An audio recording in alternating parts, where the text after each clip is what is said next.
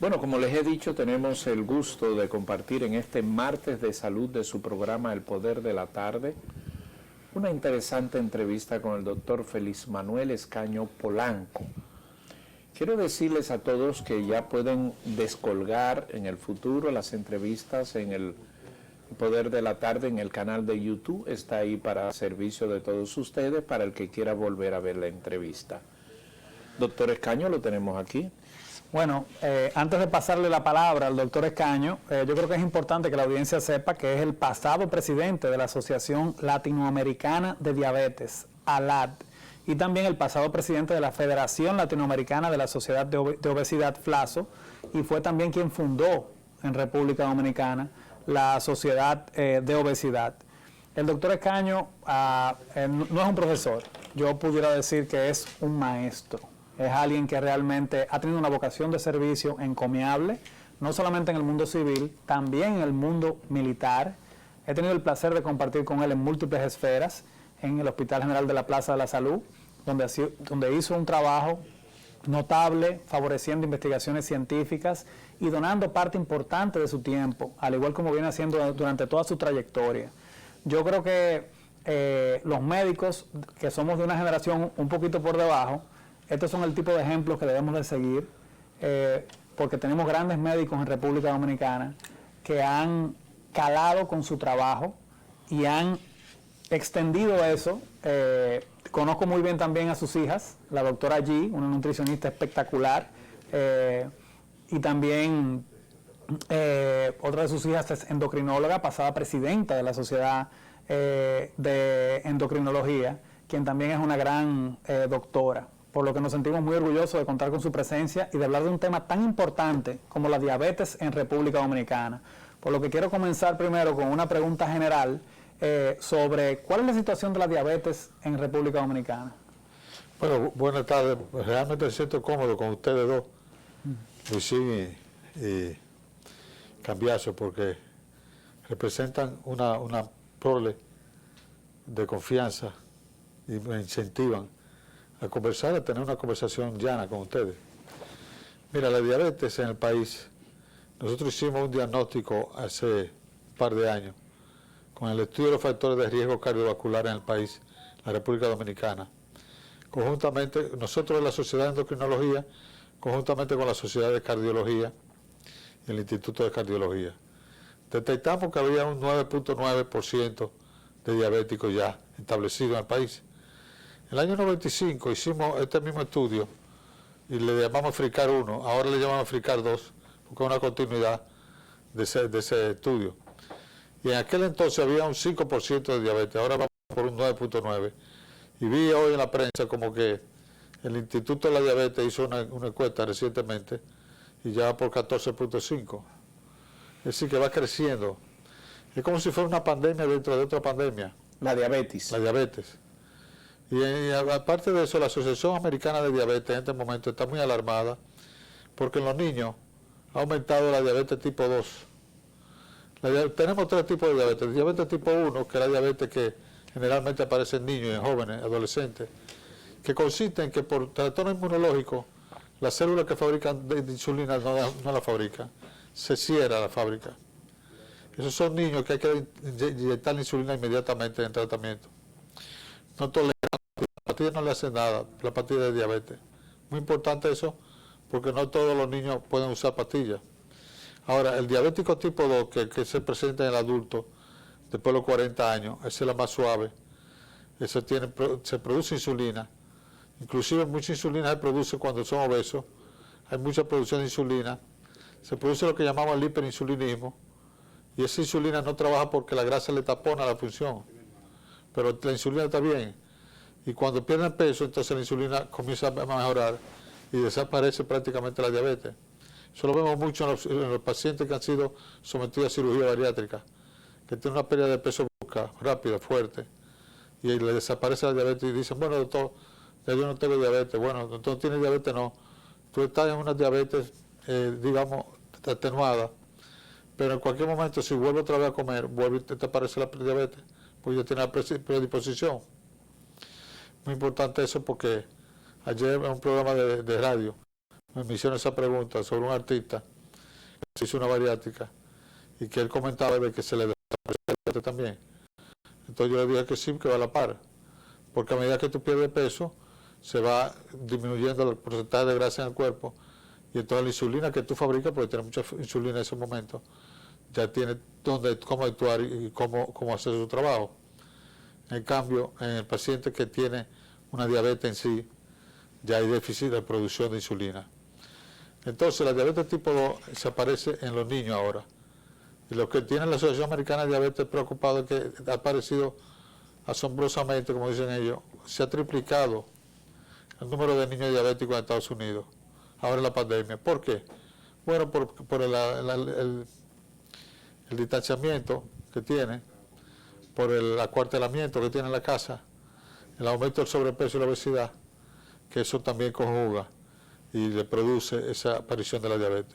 ¿Y la diabetes 3 cuál es? La diabetes 3 es la diabetes gestacional, la que aparece en el embarazo con la dama embarazada. Esa es la tipo 3.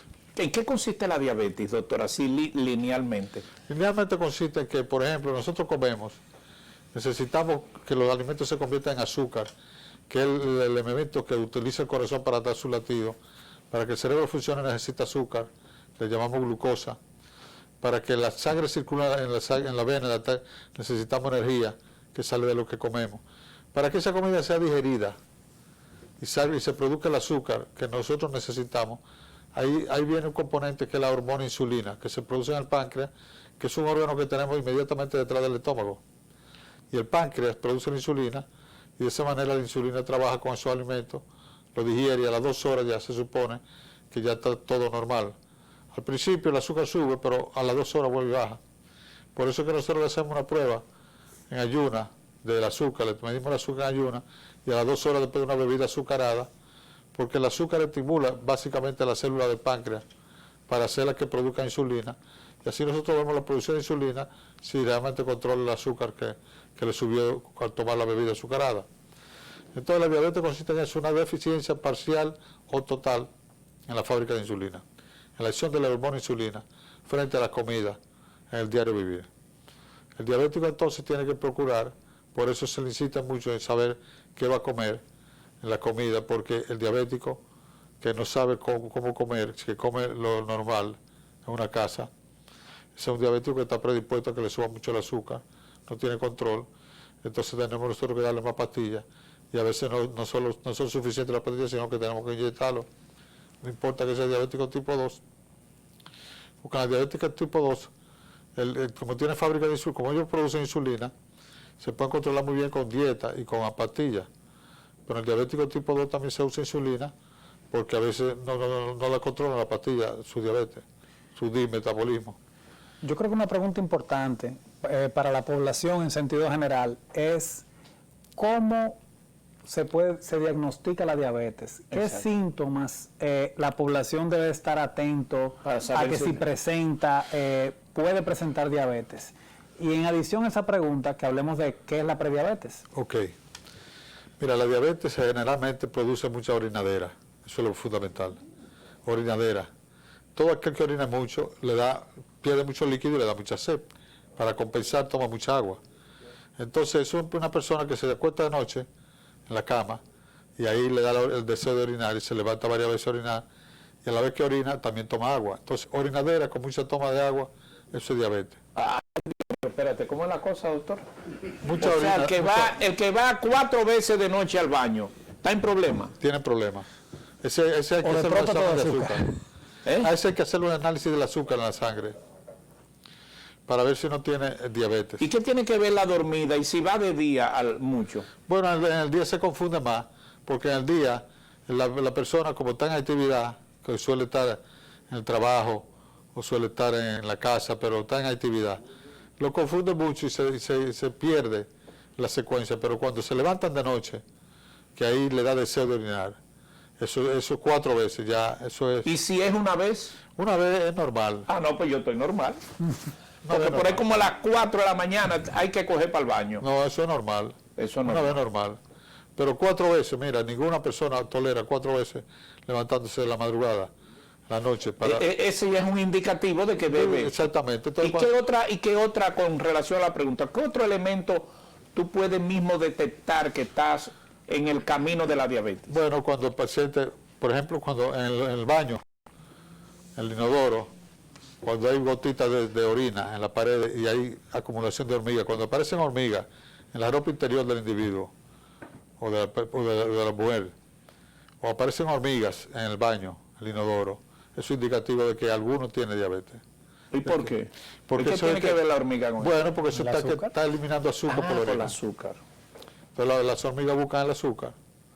Entonces ahí ya uno tiene esa otra orientación. Otro detalle que también nos orienta a pensar en diabetes.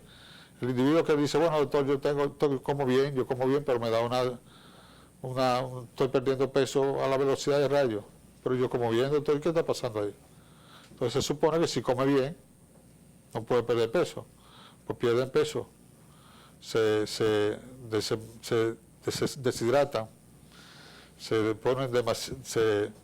La fibra muscular pierde calidad y entonces se deshidratan, entonces se mascara el cuerpo, y esos son casos muy dramáticos porque el diabético generalmente cuando la mujer le dice, mira, tú estás orinando mucho, tomas mucha agua, tú tienes que hacer tu análisis del azúcar. No, que yo no me voy a hacer análisis. Bueno, pues tienes que chequearte, vete al médico. No, que yo no voy al médico. No me gusta ir a los médicos. Los médicos siempre encuentran algo. Tiene una protesta personal. Pero eso no es un ser humano, a veces hay animales que están viviendo y uno no se da cuenta. ¿Cómo crees que para eso es que está el médico? Dichoso tú que te lo encuentras. Claro, entonces ahí viene el conflicto. Y son personas que cuando llegan al médico ya están demasiado deshidratados, tienen pérdida de peso muy marcado. Doctor, ¿qué tiempo tiene usted ejerciendo esta profesión con esta carrera de 40 años. 40 años. ¿Usted estudió dónde? ¿En dónde inició sus estudios? Yo hice mi especialidad aquí en el país, en el Hospital Dr. Salvador Gautier. ¿Y estudió en la UAS? Y me fui en la UAS. Y me fui a la Argentina. ¿Por qué a la Argentina? ¿Hay buena carrera ya sobre Bueno, no, tú sabes que aquí, cuando hacíamos congreso, vino un argentino que hicimos mucha empatía. Yo le dije mi necesidad de lo que yo quería y entonces me dijo, no, yo te llevo para allá, para la Argentina. Me consiguió ese chance y como eso era, bueno, una empatía, lo que había era una empatía. Y cuando uno va a un país extraño, a diferente, que no tienen enlace, uno pasa mucho trabajo, porque tiene que conseguir la pensión, la casa, donde va a vivir allá. ¿En qué ciudad de Argentina fue? En Buenos Aires. Buenos Aires. Estudió allá, hizo su especialidad ya de endocrinología. La completé ya, 2 años. 2 años. Bien, entonces en esa dilatada carrera, esto con la diabetes, ¿qué otros casos su carrera atiende, además de la diabetes? Bueno, fíjate, La obesidad, por supuesto. la obesidad ¿Cuál es el link entre obesidad y diabetes? Bueno, la obesidad produce mucha insulina. Es lo que llamamos hiperinsulinismo y produce resistencia a la insulina, lesión de la insulina. Es decir, que tiene mucha insulina, pero la insulina no actúa porque la grasa tapona la función de la insulina. Eso es lo que se llama resistencia a la insulina.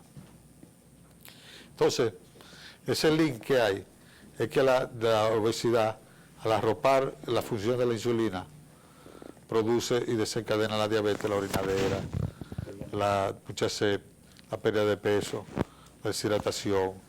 Pueden inclusive debutar con un coma diabético o pueden debutar con un coma hiperomolar, que es también un coma donde el azúcar sube muchísimo y se deshidratan bastante a los pacientes. Y son diferentes tipos de coma que produce la diabetes. Coma hiperomolar y coma cetoacidótico. El cetoacidótico, el paciente tiene una respiración muy rápida. Le hace falta, tiene sed de aire, como decimos. Pero en el otro no, el otro es más tranquilo, en el otro coma, pero tiene el azúcar altísima, 1000 y pico de miligramos. O sea que ese tiene una tensión y produce mucho derrame cerebral, complicaciones de la microvasculatura, de la microcirculación también. Y entonces ese es un coma más profuso, más cuidadoso hay que hacerlo, hay que dedicarle más tiempo. Bien, doctor, la tiroides, ¿qué relación tiene en este marco de lo que estamos conversando? Y usted la trata. La tiroides, sí. ¿Por qué función tiene la tiroides que tiene que ver con el endocrino? Bueno, lo que pasa es que nosotros tenemos una glándula en el cerebro que se llama la hipófisis, que produce múltiples hormonas. Prácticamente es la que dirige la orquesta de las hormonas en el cuerpo. Y esa glándula produce hormonas para la tiroides, hormonas para los genitales internos, para glándulas internas, los testículos y los ovarios en las mujeres. Produce múltiples hormonas para las suprarrenales, que están encima de los riñones. Entonces, todas esas hormonas, nosotros tenemos que estudiarlas como endocrinólogos, darle seguimiento y más o menos tratar de esas enfermedades que producen desbalance de esa hormona. Entonces, la tiroides es una de las glándulas que también tratamos nosotros, aquel aumento del cuello, donde la tiroides... Sí, es aquí sobre todo, el aumento aquí. En el cuello, sí, aquí donde yo tengo el nudo de la corbata. El nudo de la corbata, ahí mismo está la tiroides detrás. Sí. Pero eso se agranda. Y hay personas que tienen un bocio, como le llaman bocio, muy marcado, muy gigante. Bocio gigante, que a veces ni la cirugía puede con esos bocios, porque la cicatriz que hay que hacer para sacar ese bocio es muy grande. Son gente que se han descuidado, que generalmente llegan a la oficina ya todo destartalado, con un bocio gigante, que le está apretando la respiración y dice, doctor, yo no puedo comer, pero aquí tiene un bocio grandísimo ahí en el cuello. Pero hay personas que sufren de tiroides y no lo saben. Claro, ahora modernamente ya los médicos generales, los médicos familiares, los médicos de toda especialidad, siempre le ponen la mano en el cuello. Y eso es importante. Le ponen la mano, el tacto, ¿verdad? Le hacen el tacto. Le mandan a hacer una sonografía y nos lo mandan a nosotros ya con la sonografía hecha. Y le ponen la mano en el cuello para saber qué. Para saber si está grande la tiroides. Y el médico, por experiencia, se da cuenta. Claro, se da cuenta. O si tiene nódulos la tiroides, o si hay presencia de ganglios. Que y también, con el dedo se puede dar cuenta. Se puede dar cuenta, claro. El médico... Tiene que ser un veterano, por supuesto. No, el médico experto maneja bien los dedos. Porque hay una palpación, un estado de palpación, que se determina si hay nódulos, como dice el doctor. Si la superficie es nodular, la superficie de la tiroides es nodular, tiene micronódulos. Nódulos pequeños que sirven de cisterna para que se acumule el yodo con el que funciona la glándula. ¿Por qué al que le da cáncer de tiroides le ponen yodo? Bueno, el yodo del cáncer de tiroides, cuando le saca la tiroides ya no tiene glándula. Ajá. Entonces hay que darle el yodo porque es deficiencia de hormonas. Pero ya hay pastillas que uno le sustituye, que le suple el yodo y le suple las hormonas a la vez, a la tiroides. Entonces ya no hay que tomar yodo en particular. ¿Y por qué un paciente que ha sufrido de eso tiene que tomar levotiroxina o Synthroid de por vida? ¿Por qué de por vida? Bueno, de por vida es porque realmente llega un momento en el cual la inmunología interna de la glándula lo exige. Entonces lo que hacemos nosotros es que ponemos a los pacientes y le damos un margen de 6 meses de tratamiento. Le ponemos 3 meses sin tratamiento y le hacemos los análisis.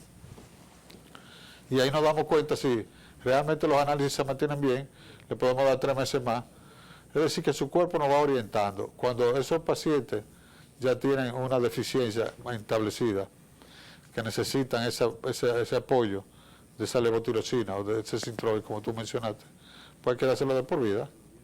Ahí ya, después de esa prueba, sacándole la pastilla y mirando la respuesta a la glándula, nos damos cuenta de si la va a necesitar de por vida o si es algo transitorio.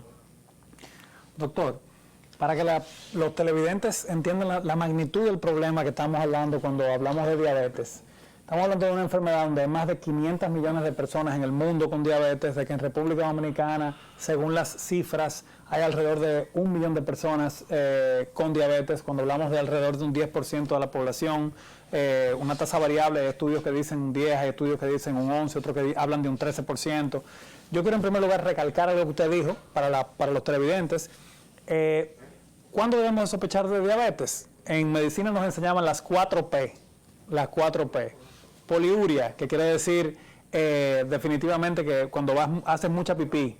Polidipsia, cuando te da mucha sed. Pérdida de peso, como dijo el doctor, y polifagia, cuando te da mucha hambre. Entonces, cuando hay mucha hambre, pierdes peso, haces mucha pipí, debes de sospechar de diabetes.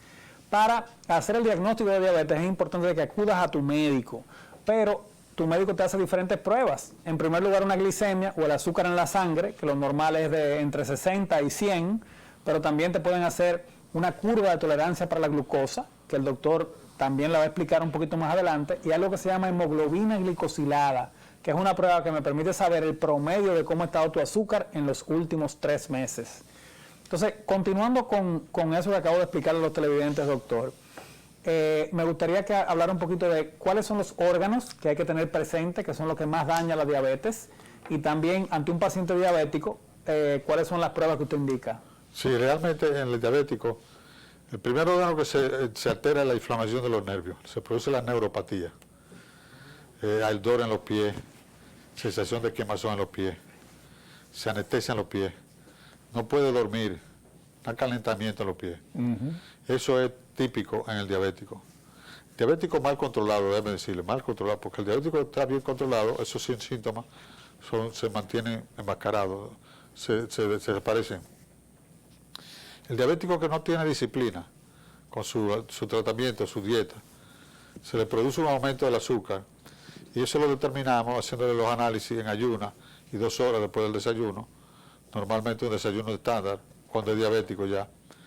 Cuando queremos hacer el diagnóstico de diabetes, le damos una carga de azúcar, de agua de azúcar, en laboratorio, generalmente se la da, y eso va a estimular directamente a la célula del páncreas y va a provocar una producción de insulina. Si no hay producción de insulina, quiere decir que ya está entrando una deficiencia de la diabetes. Entonces, esa es la prueba de tolerancia a la glucosa, que siempre la indicamos en las personas que están en sobrepeso, que están en prediabetes, que son antecedentes familiares de diabetes, que se hicieron el análisis un día en la casa porque la señora tenía diabetes y le salió por encima de 100, menos de 126. 126 no corte el número diagnóstico de diabetes. Cuando da en esa franja de 100 a 126, está camino a la diabetes, pero no es diabético. Prediabetes. Entonces ahí entramos a la prediabetes. Prediabetes, entonces, es aquella gran población donde el individuo no tiene la diabetes, sino que está como si fuera camino a la enfermedad. Y ese es un caso muy importante porque los pacientes generalmente se confunden.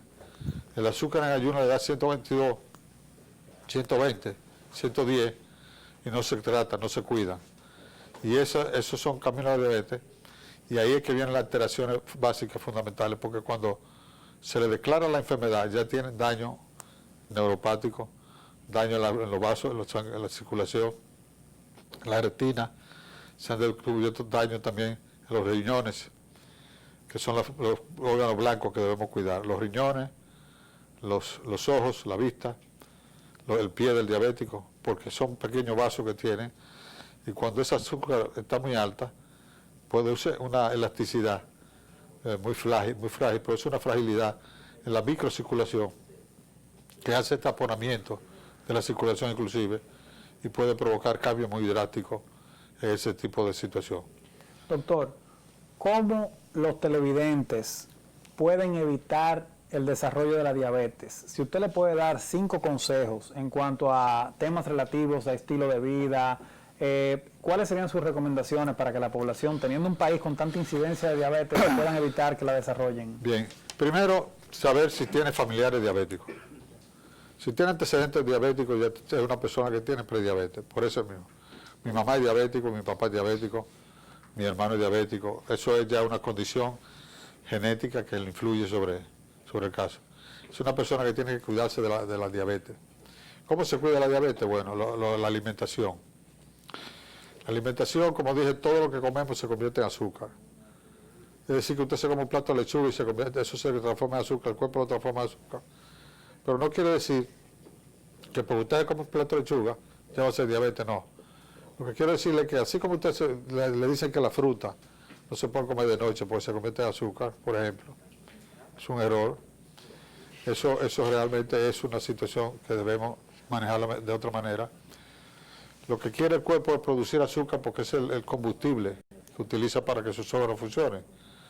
Entonces, cuando usted se come un plato de fruta, se convierte en más azúcar, se produce más carbohidratos, como le llamamos, carbohidrato complejo. Entonces esa es la alimentación del prediabético para no caer en la diabetes. Si está en sobrepeso, tiene que perder peso. Rabiosamente tiene que perder peso para que le abra la oportunidad que su insulina trabaje mejor. En cuarto lugar, debe hacer actividad física. No tiene que fundarse uniforme para ir a una avenida especial a caminar. En su casa, subiendo y bajando la escalera, o agarrando de ahora y bailando, o el baile funciona. El baile funciona. Y si es salsa, mejor. Porque bolero no, pero si es salsa, bien. Claro. Salsa o merengue. Merengue y bachata también. Y bachata. Exacto. Entonces, con esas tres modalidades. Con media hora de baile. Eso, diario, ya tú llenas tu cuota. Me gustó eso. ¿De acuerdo? Me gustó eso. Entonces, con ese estilo. O sea, sería un hábito saludable, por ejemplo, recomendarle a la población de que salga a bailar sus 2 o 3 veces a la semana. Claro. El teteo, hacerlo dentro de la casa. El teteo. Hacerlo dentro de la casa. ¿Cómo así, doctor? Bueno, lo que Porque el hablan de- teteo es bebé. No, sin beber. El teteo es movilizarte con la bebida. La bebida te influye para tú estar en un ambiente social. Pero aquí el teteo, yo digo, es para tú estar enclaustrado en tu casa, bailando. Ok. Pues mira qué bueno hacer un teteo en la casa para uno bajar. Claro. Me gustó esa. Entonces, subir y bajar la escalera. Si en la casa no hay escalera, el edificio de enfrente, pedir permiso y subir y bajarlo, media hora. No hay que subir y bajarlo corriendo. Pero me gustó eso que usted dijo, doctor, de que el que se come, porque yo veo mucha gente que dice no coma fruta de noche. ¿Es pecado comer fruta de noche? No, lo que pasa es que hicieron una entrevista a un director de una academia venezolana, esa academia que preparan las reinas de belleza. Ajá. Le preguntaron que cómo él mantenía a esa niña con las medidas convencionales que piden, que siguen las normas de esos concursos, 60, 90, 60, o 30, 60, 30, algo así. 90, 60, ¿no? Sí, Bueno, ¿cómo la mantenía? Dice, bueno, le tomamos algunas medidas nutricionales, por ejemplo, pueden comer fruta hasta las 6 de la tarde. Ajá, y después de las 6 no comen fruta, no. Después de las 6 no comen, porque ya están luchando por medio kilogramo Sí. de peso de más. Ya están luchando con medio centímetro de cintura que tienen de más. Entonces le tienen que restringir bastante. Eso lo publicaron en una revista de esas de las mujeres. Y ya eso se Se ha regó como la verdolaga. exacto, se ha generalizado. Wow, que no puede comer fruta de noche, se convierte en azúcar, pero que la fruta de día y de noche es lo mismo. Es lo mismo. Lo mismo. Claro, la O sea fruta que no el azúcar es discrimina. lo Un mismo. plato de lechosa a las 8 de la noche, un plato de lechosa a las 12 del día, es lo mismo. Es lo mismo. Entonces lo que hacemos es que, por ejemplo, una persona que come bien a mediodía, le gusta su arroz, habichuela y su carne, y su albóndiga, y su plátano frito, su aguacatico y su ensalada, sus totones. A la noche que come un plato de fruta para equilibrar la balanza. ¿Para qué? Para que el cuerpo pueda hacer la digestión de toda esa carga de carbohidratos que le dio a mediodía, con el cocón, con la habichuela. ¿Se puede comer con doctor? Claro, ¿Y habichuela? todo se puede comer. ¿Es de una todo. bomba? No, pero eso es mediodía. Ah, ok. Mediodía, en la noche cantidades no. moderadas. Y a los fritos, porque a mí me gustan esos aguacates que tú le echas un chin de sal. La sal hace mucho daño. Mira, la sal no debería usarse. ¿Cómo? Pues, debería ¿cómo no comemos el aguacate? Bueno, yo me lo como sin sal, pero generalmente, Ni un chin, doctor. bueno, lo que pasa es que el chin, la medida, no tenemos especificación de la Sí, medida. no, evidentemente. Entonces, cuando la cocina, la sirvienta le echa sal, se lo echa a su parecer. Es una sensibilidad muy particular de la cocinera. Y hace daño. La sal hace daño. Entonces, si tú tienes sal en los alimentos, en el arroz, en la carne, en los fritos, en el aguacate también. Entonces, cuando le echas sal al aguacate, Doctor, pero unos tostones sin sal no son tostones. bueno, pero te quiero decir, la sal se puede usar, pero hay que ser muy cuidadoso porque cuando tú vienes a ver, le estás agregando más sal de la cuenta. Y esa sal pues, produce mucha retención de líquido y fuerza los riñones, Y aumenta la presión arterial. aumenta la presión. El azúcar de dieta y el azúcar negra y el azúcar blanca. ¿Cuál es el misterio de las tres cosas? Antes que nada, ya pueden, como ustedes quieran, hacer llamadas y hacerle consultas. Serán gratis las consultas, así que pueden llamar. Si no, nosotros tenemos 32 preguntas que hacerle. Preguntó un amigo televidente, doctor, que si tomar café, ¿cómo fue, Cecilia? No, pero fue buena la del azúcar. Si no, esas tres azúcar. Y si el café es peligroso para los que sufren el hígado. Vamos con el azúcar. Sí, azúcar de dieta, azúcar blanca y azúcar Ok, prieta. el azúcar de dieta es un edulcorante, llamamos edulcorante nutricional, porque no tiene calorías. Entonces, ese es un azúcar que uno lo consume, le da el sabor dulce. Cuando los alimentos pasan por la pila gustativa de la lengua, tú lo pasas bien porque te da azúcar, te da el sabor a azúcar, pero tan pronto entra el cuerpo no lo digiere, lo elimina por la orina inmediatamente. Entonces es una sensación que nosotros necesitamos para el consumo de los líquidos, esa sensación de azucarado. Por eso lo llamamos edulcorante, un edulcorante. Poder edulcorante, entonces esos azúcares va a variar. Hay uno que endulza más que otro. Con una misma cantidad, proporción, uno endulza más que otro. Por eso es la diferencia del stevia y del otro. El Splenda. Splenda. Entonces, esa es la diferencia. El azúcar crema y el azúcar blanca son carbohidratos simples. O sea, producen calorías, uno más que otro. El azúcar blanca produce más calorías, una cucharadita de 5 gramos, como la cucharita de café, tiene 5 gramos. Tú le llenas rebosa de azúcar, crema, y tiene menos azúcar que se refina, porque en la refina caben más moléculas, más granitos de azúcar. Entonces esa es la diferencia, que los 5 gramos de azúcar blanca tiene más calorías que la negra, pero después es carbohidrato simple, igual. Es lo mismo que pasa con la miel de abeja. Ojo, la miel de abeja también es carbohidrato simple.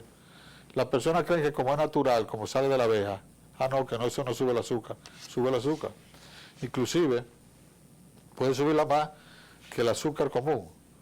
Porque hay personas que, por ejemplo, para una batida de tamarindo, una limonada, usan 7 cucharitas de azúcar de miel de abeja y usan 5 o 4 de azúcar.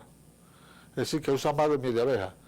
Si tú tienes que una cucharadita, te da 55 calorías de azúcar, 55 calorías, y una de miel de abeja te da 32. Tú le das 7 cucharitas de miel de abeja por 32, es más que 4 por 35, por 25. Sí. Entonces, esa matemática hay que aplicarla ahí en ese sentido.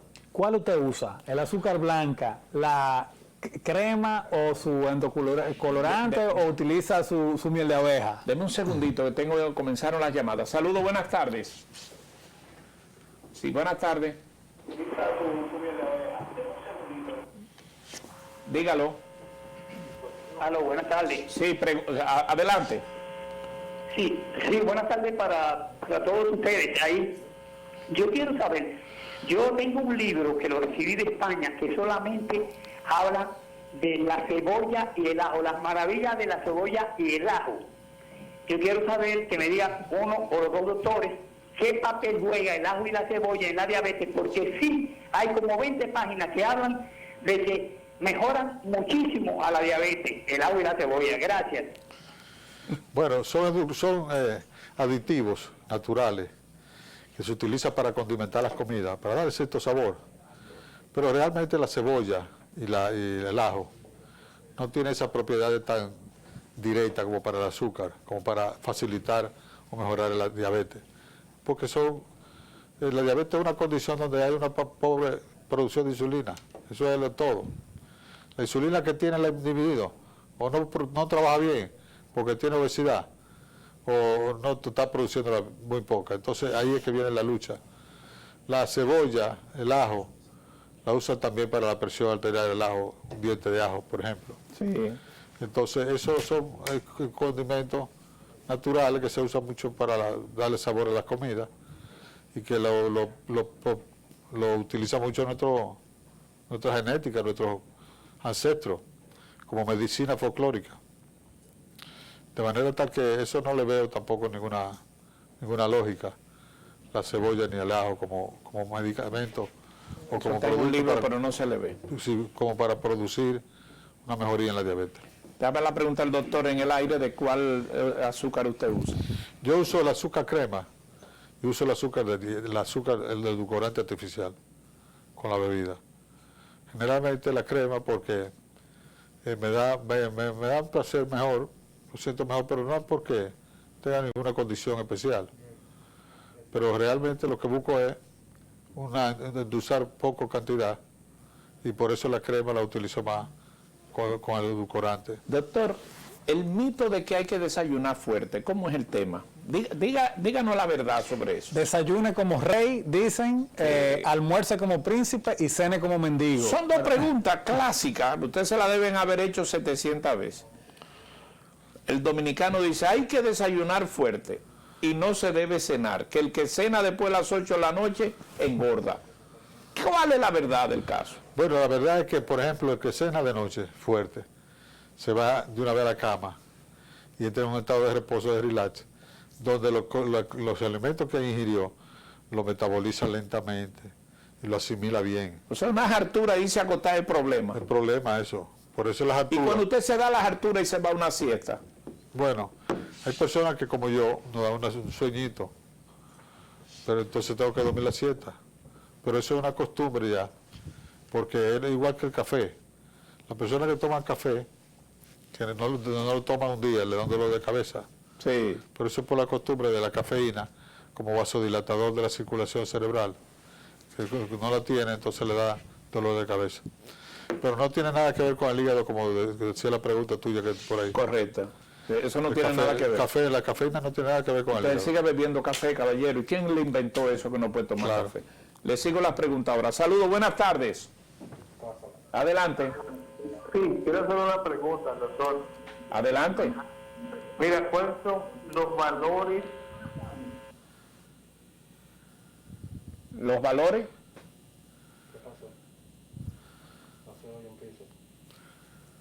¿Y que cuáles son Que los toman pastillas, que toman glimetilida, por ejemplo. Normales de la glicemia. Repítela, por favor. Sí.